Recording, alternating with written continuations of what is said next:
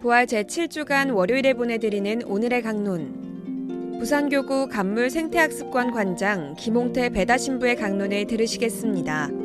오늘 복음은 요한복음 16장 29절에서 33절까지의 말씀입니다.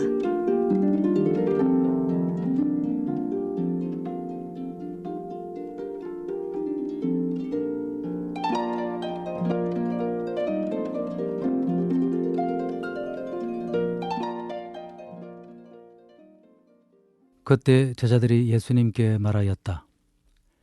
이제는 드러내놓고 이야기하시고 비유는 말씀하지 않으시는군요. 저희는 스승님께서 모든 것을 아시고 또 누가 스승님께 물을 필요도 없다는 것을 이제 알았습니다. 이로써 저희는 스승님께서 하느님에게서 나오셨다는 것을 믿습니다. 예수님께서 그들에게 대답하셨다. 이제는 너희가 믿느냐? 그러나 너희가 나를 혼자 버려두고 저마다 제 갈 곳으로 흩어질 때가 온다.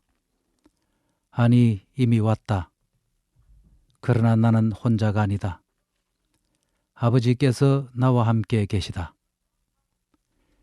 내가 너희에게 이 말을 한 이유는 너희가 내 안에서 평화를 얻게 하려는 것이다. 너희는 세상에서 고난을 겪을 것이다. 그러나 용기를 내어라. 내가 세상을 이겼다. 부산 가톨릭 평화방송 애청자 여러분 안녕하십니까? 오늘 복음서를 보면 주님께서 십자가상의 고난과 죽음을 앞두고 있었을 때 제자들은 주님 곁을 떠나 뿔뿔이 흩어졌고 유다인들은 예수님을 조롱하고 야유와 모욕을 퍼부어댔습니다. 그러나 예수님께서는 나는 혼자가 아니다. 아버지께서 늘 나와 함께 계신다. 라는 말씀을 들려주십니다.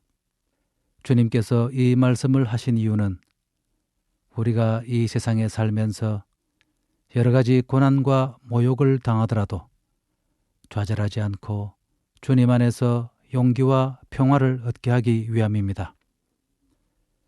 우리 신부들도 살아가면서 많은 어려움과 고난을 겪을 경우가 있는데 제가 갓 신부가 되었을 때의 생각이 떠오릅니다. 광안성당에서 보좌 신부로 살고 있을 때 이갑수 주교님이 고작 1년짜리인 신부인 저에게 가서 물금신도시에 새 성당을 하나 크게 지어라 라고 명하셨습니다. 그래서 지금의 성전틀을 확정하여 토목 공사를 시작했습니다. 진입로 길을 내고 흙을 퍼내고 산이 무너지지 않도록 흙막이 공사도 했습니다. 그러나 당시 기습호우가 종종 한 번씩 쏟아져 흙을 막고 있던 토류판이 점차 기울고 있었던 절체절명의 위기가 찾아왔습니다.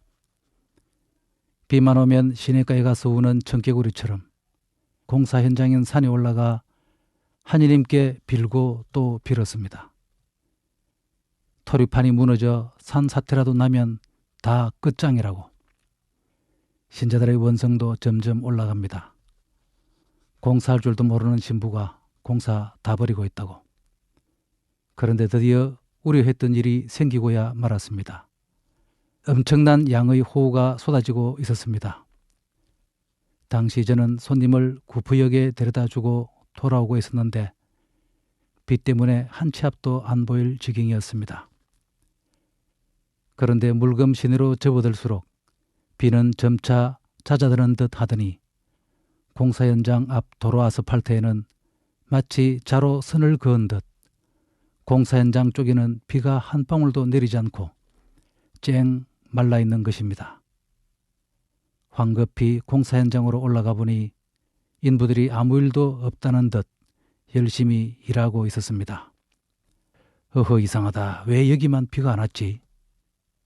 현장을 빠져나와 양산 쪽으로 가보았습니다. 종고개라는 곳이 있는데 거기서부터는 역시 선을 그은 듯 양산 쪽에는 비가 엄청 쏟아붓고 있었습니다. 이럴 수가.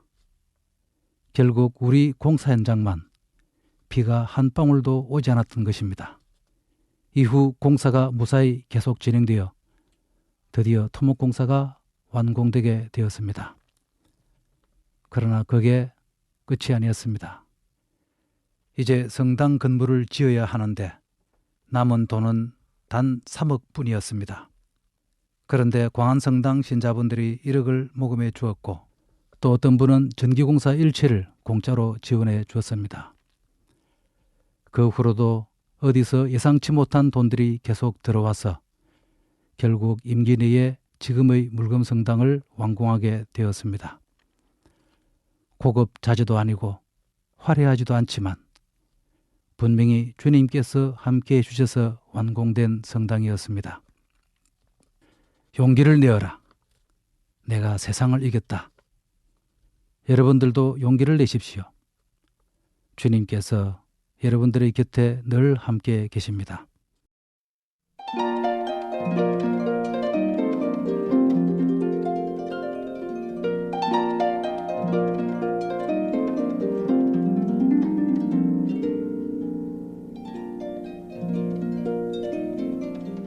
지금까지 부산교구 간물 생태학습관 관장 김홍태 배다신부의 강론을 들으셨습니다.